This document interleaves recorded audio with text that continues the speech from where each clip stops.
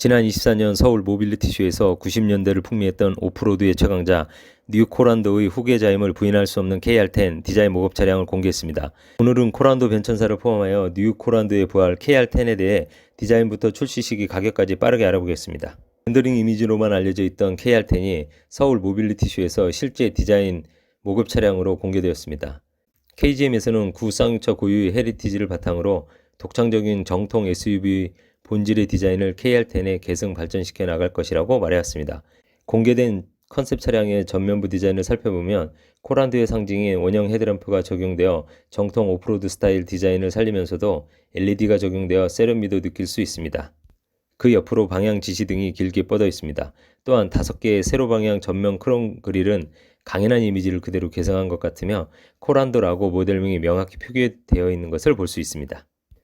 최상단 루프백 전면에 라이트가 있는 것이 특이하며 본넷을 강조한 디자인으로 인해 전체적으로 웅장한 이미지를 느낄 수 있습니다. 측면부를 보면 ABC 필러는 다소 얇고 D필러는 굵게 디자인되었고 측면 라인은 선이 굵고 각진 모습으로 강인한 느낌입니다. 전체적인 라인이 높게 위치해 있어 차량 크기 대비 웅장한 느낌을 주려는 것 같습니다. 다만 앞문에 비해 뒷문은 다소 작은 느낌입니다. 사이드 미러와 휠은 토레스와 동일한 부품으로 여겨지는데 이 부분은 양산까지 시간이 많기 때문에 충분히 변경될 여지가 있는 것 같습니다. 후면부는 실제 스페어 타이어 대신 토레스와 유사하게 스페어 타이어 형상이 추가되었습니다. 전시 차량은 해당 부분에 V2L 커넥터가 장착되어 전동화 모델을 염두한 것으로 보여집니다. 테일 램프는 코란도의 K를 형상한 것으로 보이며 옆 일자 라인은 방향 지시등입니다. 리어 램프가 밸런스에 맞게 위치하여 신형 산타페에서처럼 언밸런스하거나 둔해 보이지는 않는 것 같습니다. 많은 분들이 공개된 KR10 디자인에 대해서 호평이었으나 제가 올린 KR10 쇼츠 영상의 댓글에서도 그렇고 실제 스페어 타이어가 없는 부분에서 호불호가 나뉘는 것 같습니다. 개인적인 의견은 스페어 타이어가 정통 오프로드의 상징이라는 고정관념을 버리면 다양한 선택지가 있지 않을까 생각하며 여러분들의 취향은 어떠신지 궁금합니다.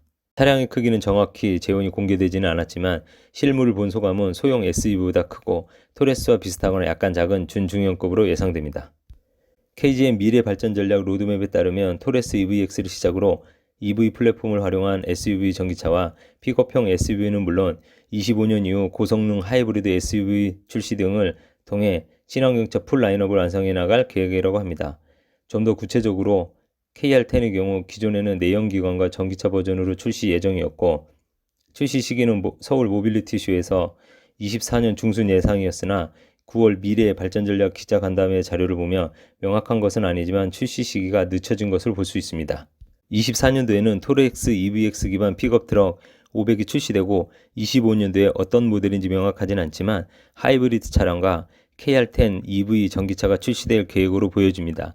그리고 F100 EV 전기차가 26년 출시 예정입니다.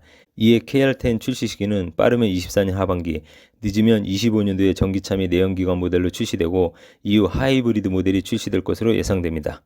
최근 완성차 업계에서 가격이 최대 이슈인 관계로 내연기관 기준 토레스와 유사한 2천만원 후반에서 3천만원대로 출시되지 않을까 생각하고 있습니다. 토레스도 꽤 합리적인 가격으로 출시하여 가성비 차량을 찾는 고객들의 큰 인기를 끌어 성공한 것처럼 KR10 역시 KGM에서 합리적인 가격대를 선정할 것으로 기대하고 있습니다. 빨리 출시되어 다시 한번 KGM을 견인할 수 있었으면 좋겠습니다.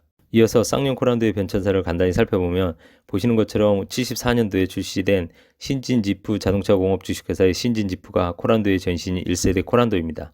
이후 83년도에 자체 생산하던 지프에 코란도라는 새 이름을 붙여 2세대 코란도부터 실질적인 코란도의 역사가 시작되었다고 볼 수 있습니다.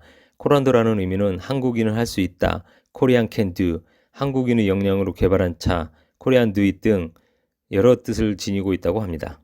96년 7월 벤츠 엔진을 장착하고 독창적이면서도 강인한 스타일로 변신한 3세대 코란도, 즉 뉴 코란도가 출시되면서 쌍용 코란도 역사의 정점을 찍습니다. 뉴 코란도는 지옥의 랠리라 불리는 아르헨티나 팜파스 랠리, 멕시코 바하 랠리 등 각종 랠리에서 우승하면서 그 성능 또한 입증하였습니다.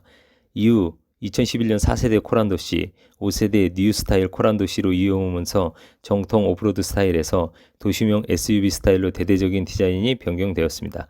하지만 90년대 영광을 되찾지는 못하고 명맥을 유지하는 정도였습니다.